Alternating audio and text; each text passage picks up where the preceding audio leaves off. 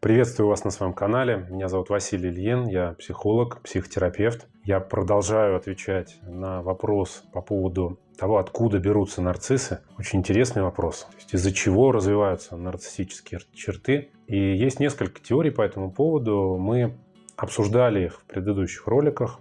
Говорили про генетику, например, или о том, как влияет социум. Кстати, посмотрите эти предыдущие серии, не пожалеете. А также мы говорили про детство, про то, как влияет ранний опыт на развитие нарциссизма. А сегодня мы сфокусируемся на теории травмы в развитии нарциссизма. То есть, что происходит, если в детстве была психологическая травма? Как это связано с нарциссизмом? Подписывайтесь на канал, ставьте лайки, комментируйте. Давайте смотреть.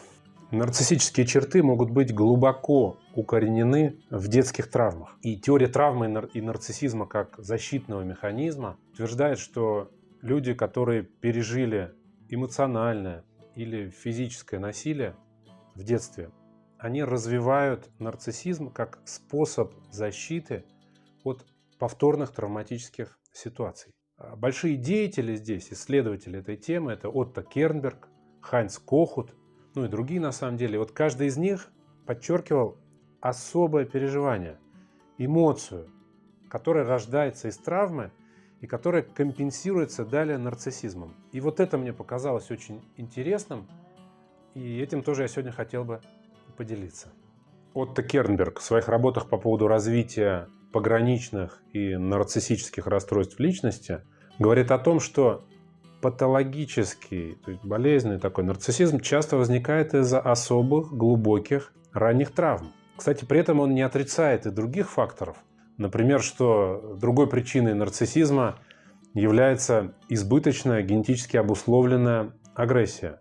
Но вернемся к травме. Нарциссизм с его грандиозным восприятием себя служит защитным механизмом для людей, переживших значительное эмоциональное повреждение. В чем может заключаться это повреждение?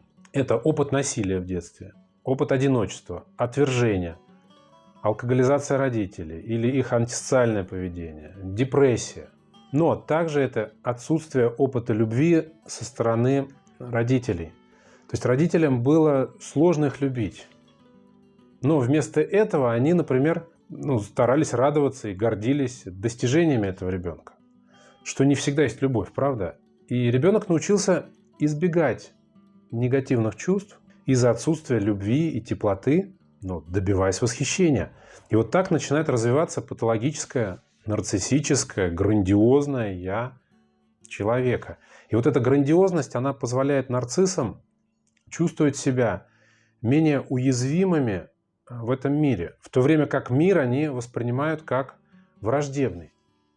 То есть грандиозность – это защита от чувств. Здесь хотел бы процитировать Кернберга.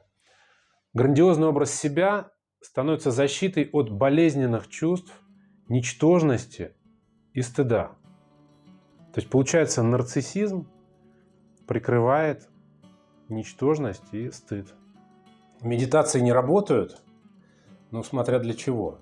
Медитации, конечно, не примут за вас важные решения, не заработают деньги, не наладят отношений и не достигнут поставленных вами задач. Все это, конечно, делаете вы. Медитация – это замечательный инструмент работы с вашей психикой.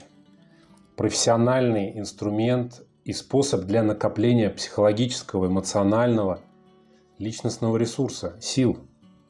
Уже пробовали медитировать? Специально для своих клиентов я записал трансовые аудиозаписи для самостоятельного использования, прослушивания, созданные по специальной хорошей технологии. Музыка, текст, ритм, которые погружают вас в медитативное состояние, позволяют максимально глубоко расслабиться и накопить силы для активных действий и для решений. После прослушивания в результате вы сможете получить укрепление внутренней уверенности, уменьшение тревоги, страха, снижение эмоционального и внутреннего напряжения. Что еще? Способность, в принципе, регулировать свои эмоции, свое эмоциональное состояние. Что важно? прослушивать это регулярно, 30-40 минут ежедневно в течение месяца. И вы увидите, насколько будет меняться ощущение себя и ощущение такой вот насыщенностью силой. В описании вы найдете ссылку на подробную информацию. Читайте, изучайте, заказывайте методики. Насыщайтесь внутренней силой и ресурсом. Возвращаемся к нашим специалистам. Хайнц Кохут. Он развил идею дефицитарного нарциссизма.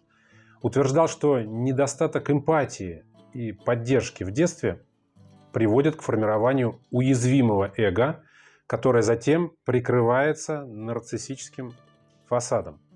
И вот в своих исследованиях Кохут показал, как самые ранние отношения с родителями и далее другими значимыми взрослыми формируют основу для будущих нарциссических черт, что ребенок, он пытается компенсировать недостаток любви и признания с помощью нарциссизма.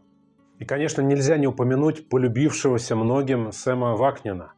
Вот он как раз ввел понятие неконтролируемого нарциссизма, спровоцированного как раз детскими травмами или неблагоприятными условиями в семье. Дети, которые подвергались эмоциональному, физическому, сексуальному насилию, могут подсознательно использовать нарциссизм как способ самоутверждения и защиты от внутренней боли и неуверенности.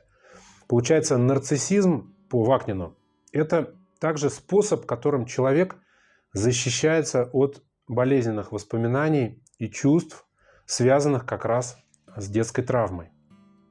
Алан Своуп в своем психодуховном подходе он исследовал, как глубинные психические травмы могут нарушать естественное развитие личности.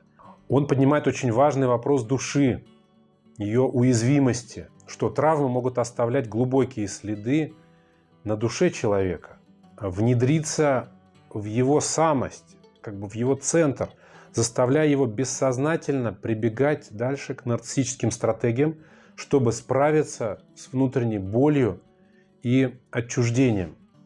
Карл Ясперс, знаменитый экзистенциалист и исследователь психопатологии, он описывает, как экзистенциальные кризисы и травматические события могут приводить к развитию защитных механизмов в психике, в личности, включая нарциссизм. И нарциссизм, по его мнению, появляется, чтобы справиться с чувством отчуждения и такой внутренней пустоты. Нарциссизм как способ избежать экзистенциального ужаса и сохранить чувство себя, своей самости в мире, полном неопределенности, разрушительных внешних сил и хаоса.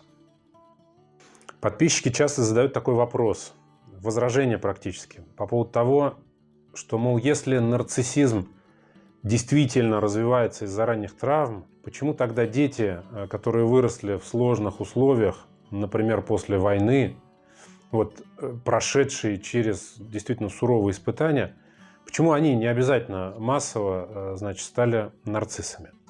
Ну, вообще резонное сомнение, но ответ в различии контекстов и видов родительской поддержки. Понимаете, дети даже в такие сложные времена иногда все же находили утешение и эмоциональную поддержку, несмотря на вот внешние трудности и суровость. То есть в своих семьях, у близких они эту поддержку получали. Эмоциональная поддержка и чувство принадлежности как раз играли важную роль в их психологическом развитии, что помогло вот так сохраниться и избежать формирования нарциссических черт. Теория травмы и защитного механизма, вот то, что мы сегодня обсуждали, предлагает, на мой взгляд, довольно глубокое понимание того, как ранние переживания могут формировать нарциссические черты, создавать нарцисса. Нарциссизм, особенно его патологические формы, можно рассматривать тогда не только как личностное расстройство, но как адаптивную стратегию человеческой психики, возникающую в ответ на травму или сильный стресс в раннем возрасте. Что нарциссизм зависит от качества эмоциональной поддержки и среды, в которой мы растем, в которой растет ребенок. И я надеюсь, что такое понимание поможет создать условия, способствующие более здоровому развитию личности, предотвращению негативных последствий детских травм. Ну и, конечно, это может нам помочь, в принципе, лучше понимать феномен нарциссизма, лучше понимать нарциссов и знать, как с ними себя вести. Ну что же, будем завершать. Спасибо, что вы досмотрели этот ролик до конца. Напишите в комментариях, что вы думаете относительно влияния детских травм на развитие нарциссизма. Не забывайте подписываться на канал, чтобы ничего не пропускать.